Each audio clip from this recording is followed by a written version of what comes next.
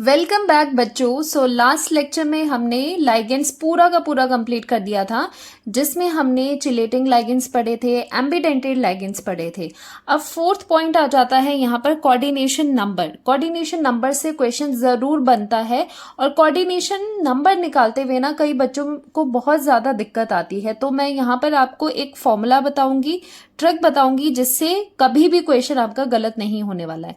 तो चलो एक चीज क्लियर कर लेते हैं पहले, आगे बढ़ने से पहले, कि डेंटिसिटी क्या होती है। अब मैं ये चीज आपको क्यों करवा रही हूं, क्योंकि जब आप कोऑर्डिनेशन नंबर निकालोगे किसी कॉम्प्लेक्स का तो डेंटिसिटी पता होना जरूरी है। वैसे तो लास्ट लेक्चर्स में आपको क्लियर हो गई होगी, सो यहां पर एक बार फिर से रिवाइज करते हैं। तो डेंटिसिटी जब मैं आपको कहती हूं वो क्या होता है कि number of donor atoms of a ligand. किसी एक लाइगेंड की बात हो रही है, किसी एक लाइगेंड में कितने डोनर एटम्स है जो कि एक्चुअली जुड़े हुए हैं मेटल एटम से। ठीक है, तो ये लिखना जरूरी है क्योंकि जो एम्बिडेंटेड लाइगेंड्स है उसमें होते तो दो है, लेकिन लिंकेज तो एक से ही हो रहा है ना, जैसे नाइट्रो वगैरह, तो उनकी डेंटिसिटी 1 होती है। तो number of donor atoms of ligand linked to metal ion. ठीक है, तो ये होता है डेंटिसिटी शॉर्ट में, मतलब कितने डोनर एटम्स लाइगेंड के लगे हैं, अटैच्ड है मेटल से। अब आता है यहाँ पर कोऑर्डिनेशन नंबर। तो कोऑर्डिनेशन नंबर क्या होता है, तो बिल्कुल ही सिमिलर है लेकिन छोटा सा डिफरेंस है। ये भी नंबर ऑफ डोनर एटम्स ही होते हैं, donor atoms linked to metal से कितने नंबर ऑफ डोनर एटम्स जुड़े हैं, लेकिन यहां पर आ जाता है अब टोटल। अब ये बात हो रही है total number of donor atoms link to metal in a complex. तो यहां पर पूरे कॉम्प्लेक्स में कितने डोनर एटम्स एक मेटल से जुड़े हैं वो आ जाता है कोऑर्डिनेशन नंबर। तो छोटा सा दोनों में डिफरेंस है। जो डेंटिसिटी है वो किसी लाइगेंड की होती है, ठीक है, जैसे यहाँ पर EN है, EN की डेंटिसिटी क्या है, 2 है। NH3 है एक लाइगेंड, उसकी डेंटिसिटी क्या है, 1 है, क्योंकि इसमें एक डोनर एटम है। और जो कोऑर्डिनेशन नंबर है वो पूरे कॉम्प्लेक्स का होता है, इसीलिए यहाँ पर total number of donor atoms लिखे जाते हैं जो मेटल से जुड़े हैं, चाहे वो एक तरह के डोनर एटम से, एक तरह के लाइगेंड से आ रहे हैं या फिर दूसरे से आ रहे हैं। ठीक है, तो ये डिफरेंस होता है। तो कभी भी डेंटिसिटी का मतलब होता है कि लाइगेंड में कितने डोनर एटम है, और कोऑर्डिनेशन नंबर का मतलब है कि टोटल कितने डोनर एटम है किसी एक कॉम्प्लेक्स में। तो इसमें पूरा का पूरा डोनर एटम का आ जाता है नंबर। ठीक है, तो डेंटिसिटी समझ आ गई। वैसे तो लास्ट लेक्चर्स में आपको अच्छे से समझ आई होगी, मोनोडेंटेट, डाइडेंटेट, बाइडेंटेट क्या होता है, हेक्साडेंटेट भी एक एग्जाम्पल करा था। अब देखते हैं नोट्स में। तो नोट्स में क्या डेफिनेशन है इसकी, it is the number of donor atoms directly bonded to the central metal ion या फिर atom in a coordination complex.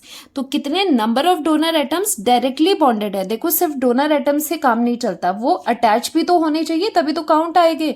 जैसे एम्बिडेंटेड लिगेंड्स है, NO2 क्या होता है, एम्बिडेंटेड लिगेंड है। तो यहाँ पर क्या है, डोनर एटम्स दो होते हैं, या तो नाइट्रोजन से लिंकेज हो सकती है या फिर ऑक्सीजन से, तो वहां पर चॉइस रहती है। तो वैसे तो इसके पास 2 डोनर एटम है, लेकिन एक्चुअली जो डोनेशन होती है, अटैचमेंट होती है, वो एक ही एटम से होती है। तो इसकी डेंटिसिटी क्या कहेंगे, डेंटिसिटी यहाँ पर 1 है, बेशक डोनर एटम 2 है। तो डेंटिसिटी का मतलब नंबर ऑफ डोनर एटम किसी लाइगेंड के जो कि अटैच्ड है मेटल से। और कोऑर्डिनेशन नंबर में क्या आता है, पूरे कॉम्प्लेक्स में जितने टोटल नंबर है, सो टोटल नंबर आता है कोऑर्डिनेशन कॉम्प्लेक्स में। अब यहां पर मैं शॉर्टकट बताने जा रही हूं जिसकी हेल्प से आप कोऑर्डिनेशन नंबर निकाल पाओगे। किसी भी कॉम्प्लेक्स का कोऑर्डिनेशन नंबर निकालना है तो ये वाला फॉर्मूला यूज करना, इससे कभी भी आपका क्वेश्चन गलत नहीं होने वाला है। ठीक है, क्या करना है, पहले समेशन लगाना है। अब इस समेशन का क्या काम है वो एग्जाम्पल में आपको पता चलेगा। अब क्या करना है, नंबर ऑफ लाइगेंड्स लिखने हैं, लाइगेंड्स का नंबर लिखना है और उन्हें मल्टीप्लाई करना है डेंटिसिटी से।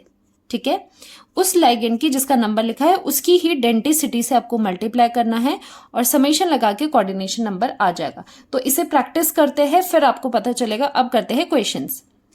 सो नोट्स में भी यही लिख रखा है कि कोऑर्डिनेशन नंबर क्या होता है, उसका फॉर्मूला ये है। तो डेंसिटी क्या है, number of donor atoms of a ligand attached to the metal. Okay, so first example हम कर रहे हैं ये वाला। तो यहाँ पर डेंसिटी लिखना जरूरी है, आपको डेंसिटी जानना जरूरी है। सो फर्स्ट एग्जांपल में यहाँ पर कॉम्प्लेक्स है कोबाल्ट का NH3 6। तो डेंसिटी किसकी होती है, हमेशा याद रखना डेंसिटी मेटल की होती है, सॉरी डेंसिटी नॉट मेटल की, लाइगेंड की डेंसिटी होती है। ठीक है, तो NH3 लाइगेंड है यहाँ पर। तो NH3 की डेंसिटी कितनी है, NH3 की डेंसिटी 1 है, क्योंकि ये मोनोडेंटेड लाइगेंड्स है, ये एक ही डोनर एटम है और वही डोनेट करके बॉन्ड बनाते हैं मेटल के साथ। तो यहाँ पर कोऑर्डिनेशन नंबर के लिए ये वाला फॉर्मूला हम यूज करेंगे। Coordination number is equal to number of ligands आपको लिखने थे। तो नंबर ऑफ लाइगेंड्स कितने हैं यहाँ पर, 6 नंबर ऑफ लाइगेंड्स है। NH3 कितना है, इसके ब्रैकेट के बाहर 6 लिखा है, तो 6 है इनटू इसकी डेंसिटी। तो NH3 की डेंसिटी कितनी है, 1 है, तो 1 यहाँ पर आ जाएगा। तो कोऑर्डिनेशन नंबर यहाँ पर आ जाता है 6। तो कोऑर्डिनेशन नंबर किस यहाँ पर होगा, कितना होगा पूरे कॉम्प्लेक्स में, कोऑर्डिनेशन नंबर यहाँ पर 6 होगा। मतलब एक मेटल से, इस कोबाल्ट से 6 डोनर एटम्स जुड़े हैं। तो ये नॉलेज मिलती है कोऑर्डिनेशन नंबर से आपको, पूरे कॉम्प्लेक्स का होता है ये कोऑर्डिनेशन नंबर। ठीक है, ये आप ध्यान रखिए। अब नेक्स्ट है EN आ जाता है। तो इसलिए आपको लास्ट लेक्चर्स करने ज़रूरी है। अगर आप डायरेक्टली यहाँ पर आ रहे हो तो मैं सजेस्ट करूँगी पहले पिछले लेक्चर्स देख लो, जिसमें लेगेंड्स की बात हुई है, डेंसिटी की बात हो रही है। Then it will be more easy for you कि यहाँ पर आप एकदम कर पाओगे।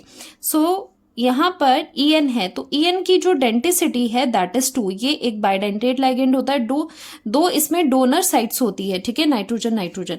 तो कोऑर्डिनेशन नंबर कैसे आप इसका निकालोगे, यहाँ पर जो लाइगेंड का नंबर है, नंबर ऑफ लाइगेंड्स कितने हैं, 3 है, इनटू और इनकी डेंसिटी कितनी है, इसकी डेंसिटी 2 है, तो 2 से मल्टीप्लाई करेंगे तो यहाँ पर कोऑर्डिनेशन नंबर आपके पास आ जाएगा 6। ठीक है, तो इसका कोऑर्डिनेशन नंबर 6 आ जाएगा। नेक्स्ट है Fe वाला, CN है साइनाइड, दिस इज साइनाइड। जो साइनाइड होता है, तो साइनाइड की डेंसिटी कितनी होती है, साइनाइड अगेन ये एक एम्बीडेंटेड लाइगेंड है। वैसे तो 2 होते हैं, चॉइस होती है ना, तो एम्बीडेंटेड लाइगेंड इसमें क्या है, 1 इसकी डेंसिटी है, क्योंकि एट ए टाइम तो एक ही से डोनेशन होने वाली है ना, तो वही डेंसिटी होता है कि किससे डोनेशन हो रही है इलेक्ट्रॉन्स की टुवर्ड्स द मेटल। अब यहाँ पर आप देखोगे कोऑर्डिनेशन नंबर निकलेगा इसका, साइनाइड कितने हैं, 6 है, डेंसिटी कितनी है, डेंसिटी इज 1। तो यहाँ पर कोऑर्डिनेशन नंबर कितना आ जाएगा, 6 आ जाएगा, इसका भी 6 आ रहा है।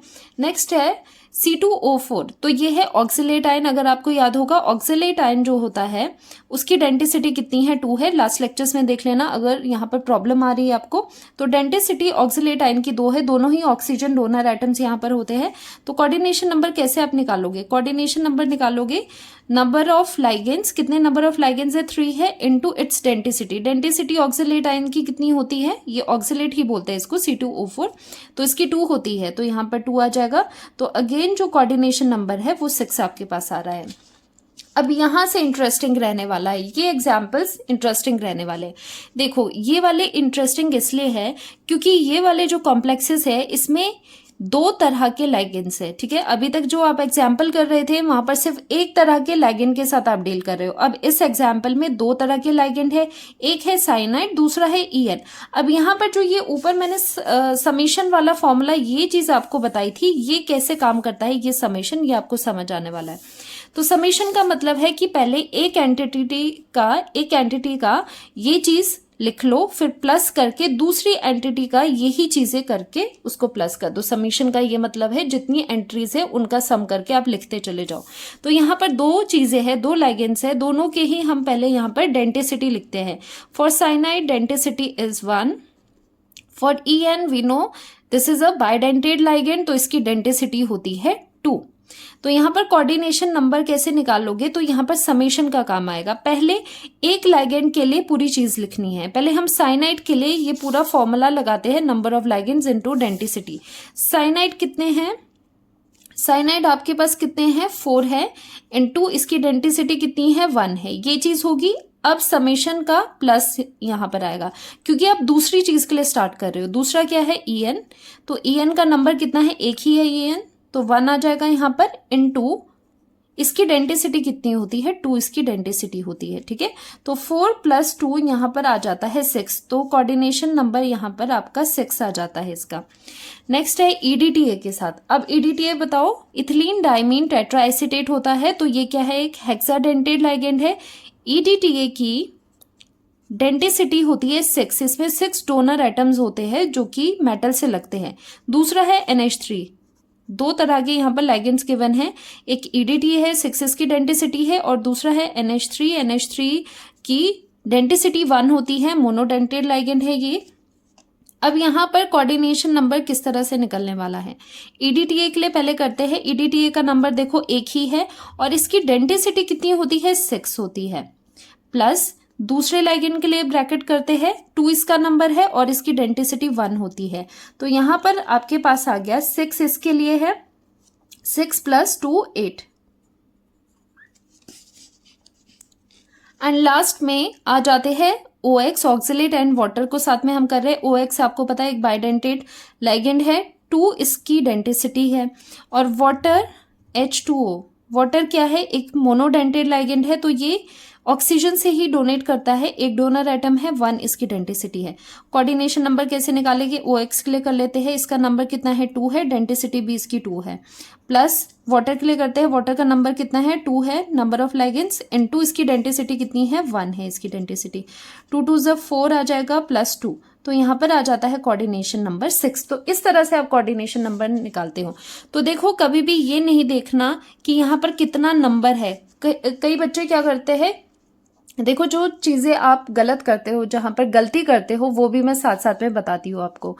यहाँ पर कई बच्चे क्या करते हैं, EN के नीचे यहाँ पर तो 6 है ना, NH3 के नीचे 6 है, तो सोचते हैं हाँ 6 कोऑर्डिनेशन नंबर है, तो यहाँ पर भी करते हैं कोऑर्डिनेशन नंबर, हाँ नंबर ऑफ लिगेंड्स 3 है तो 3 ही होगा। तो ऐसे नहीं करना है, फॉर्मूला को आपने फॉलो करना है। तो इस फॉर्मूला की हेल्प से आई गारंटी यू कि एक भी क्वेश्चन आपका गलत नहीं होने वाला है। जस्ट ये फॉर्मूला आप फॉलो करोगे, डेंसिटी सबकी पता होनी चाहिए, तो ये फॉर्मूला लगा के कोऑर्डिनेशन नंबर एकदम से निकल जाएगा, ठीक है। और इसी के साथ हम और कुछ टर्म्स करते हैं, यहाँ पर 2-3 टर्म्स है वो भी कंप्लीट करते हैं। तो ये जो टर्मिनोलॉजी वाला ये पार्ट है ये पूरा हो जाएगा आपका।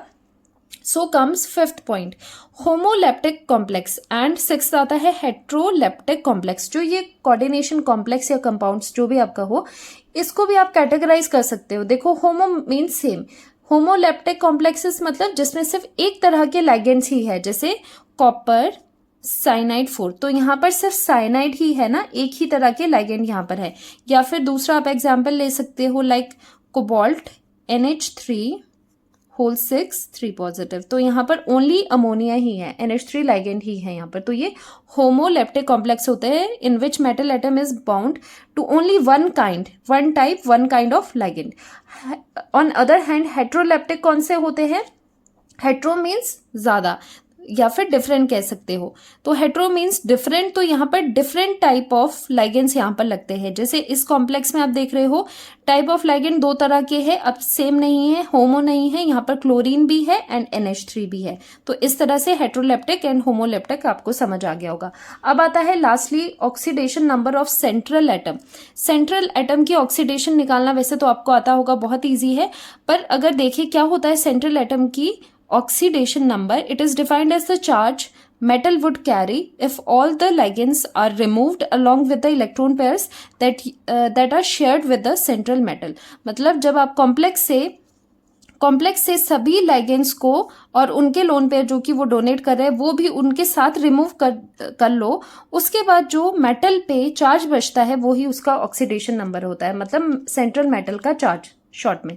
इसका एक एग्जाम्पल मैं आपको करवाऊंगी यहाँ पर। जैसे एग्जाम्पल करते हैं, हम ले रहे हैं यहाँ पर कॉपर साइनाइड 4 3 नेगेटिव, ये एक आपका कॉम्प्लेक्स है, ठीक है। इसमें आपको कॉपर के ऊपर निकालना है कितना ऑक्सीडेशन नंबर है, तो इसका ऑक्सीडेशन नंबर लेट करते हैं x, और साइनाइड आपको पता है साइनाइड पे 1 नेगेटिव चार्ज होता है, तो यहाँ पर चार्जेस की बात हो रही है, प्लस करेंगे ओवरऑल चार्ज आपको देखना है, तो 4 टाइम्स है 4 इंटू 1 पे -1 चार्ज है इज इक्वल टू।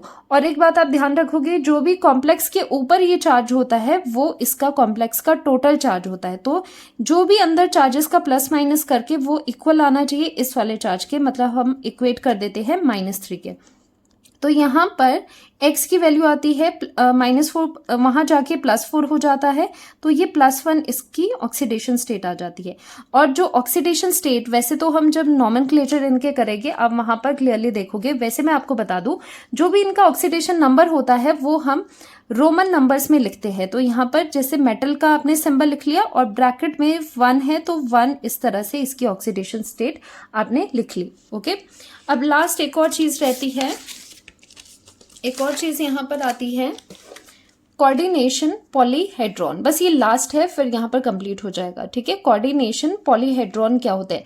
ये कोऑर्डिनेशन पॉलीहेड्रॉन ज्यादा कुछ नहीं, ये स्पेशल अरेंजमेंट्स होते हैं या कह सकते हो जियोमेट्री होते हैं, पूरे कॉम्प्लेक्स की जियोमेट्री होते हैं। किस तरह से मेटल के आसपास चारों तरफ लाइगेंड्स लगे होंगे, किस स्पेशल अरेंजमेंट में वो लगे होंगे, या फिर किस 3D शेप में उनका अरेंजमेंट होगा लाइगेंड्स का मेटल के अराउंड, वही होता है कोऑर्डिनेशन पॉलीहेड्रॉन, या फिर इनकी ज्योमेट्री भी कह सकते हो।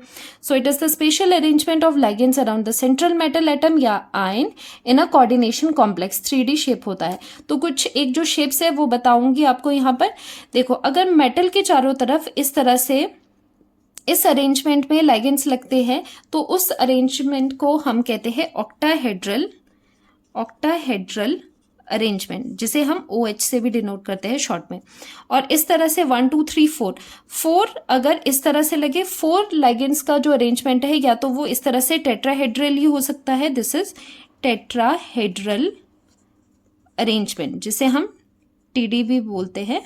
ठीक है, टेट्राहेड्रल ऐसे लिख लेना, या फिर ऐसे अरेंज हो सकते हैं या फिर स्क्वायर में भी हो सकते हैं, this is square planar. Square planar में भी वो अरेंज हो सकते हैं। ठीक है, और अगर आप 5 की अरेंजमेंट देखो तो वो होता है TBP, ट्रायगनल बाइपिरामिडल। ठीक है, तो ये अरेंजमेंट होता है TBP, ट्रायगनल बाइपिरामिडल।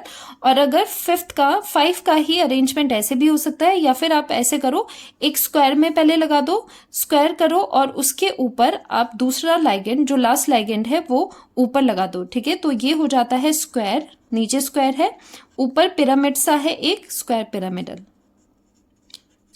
पिरामिडल। तो ये कुछ एक शेप्स थी, इनकी ज्योमेट्रीज थी। अब देखो, ये जो चीजें है ना, जब आप थ्योरीज आगे बढ़ोगे चैप्टर में, जब आप थ्योरीज करोगे तो बहुत सारे आपको ये शेप्स, ज्योमेट्रीज, बहुत चीजें वहां पर सीखने को मिलेगी। जस्ट यहाँ पर एक आइडिया था कि ये कोऑर्डिनेशन पॉलीहेड्रॉन क्या होता है। जिस तरह से लाइगेंड्स चारों तरफ 3D शेप में अरेंज्ड होते हैं एक मेटल के, वही उसका पॉलीहेड्रॉन होता है। ठीक है, so that's all for today. आज हमने कंप्लीट कर दिया है कोऑर्डिनेशन पॉलीहेड्रॉन, और साथ ही में हमने क्या देखा था कि कोऑर्डिनेशन नंबर कैसे आता है, और होमोलेप्टिक, हेट्रोलेप्टिक, ऑक्सीडेशन नंबर, ये सब चीज़ें आज हमने कवर करी है। तो करते हैं इस लेक्चर को एंड, और नेक्स्ट लेक्चर से हम नॉमेनक्लेचर स्टार्ट करने जा रहे हैं, जिसमें कुछ एक रूल्स मैं आपके साथ डिस्कस करूंगी। तो मिलते हैं नेक्स्ट लेक्चर में। अच्छे से इसको खुद से, ये सारे आपको ना खुद से प्रैक्टिस करने हैं। ठीक है, खुद से आप इनको प्रैक्टिस करना और देखना आपका आंसर सही आ रहा है या नहीं आ रहा है। तो मिलते हैं नेक्स्ट लेक्चर में। Bye bye.